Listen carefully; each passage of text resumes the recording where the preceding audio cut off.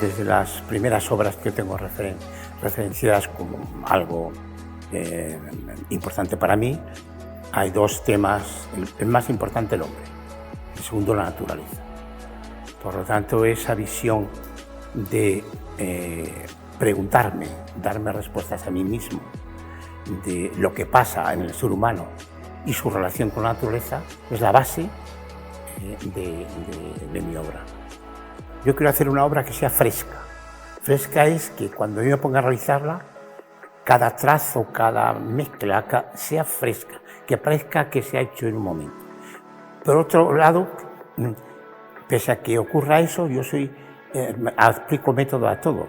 Yo para cualquier obra que hago una serie. Primero la veo en el espacio, después la paso a papel en un pequeño boceto y la voy desarrollando.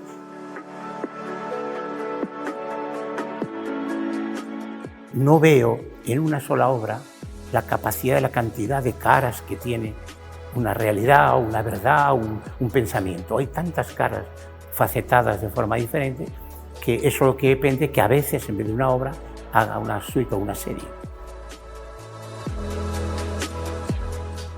Hablo mucho de soledad y hablo de intercambiar mundos. Y el trazo, ese trazo en el mar, que puede ser eso, no sé, el trazo es vital en mi obra. Si te das cuenta, toda mi obra tiene trazos de otro tipo que a veces contiene la idea o el personaje y luego se abre. Y a veces la obra tiene ese trazo casi como desecho de tranquilidad del agua que se produce cuando efectivamente un barco camina y luego se deshace en nada. Nadie crea algo que sea nuevo en el sentido estricto de ruptura absoluta o de dar la visión. Aquí hay una visión que no tiene que ver nada con los demás. Todo es la memoria del estudio, de la preocupación.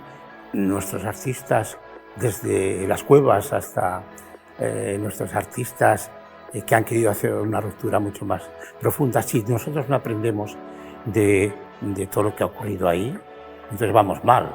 Solamente de eso puedes sacar lo que para ti puede ser nuevo, porque es una visión personal de lo que son tus sentimientos, pero tienes el background de todo lo que ha habido anteriormente, bueno, si lo has estudiado, ¿no?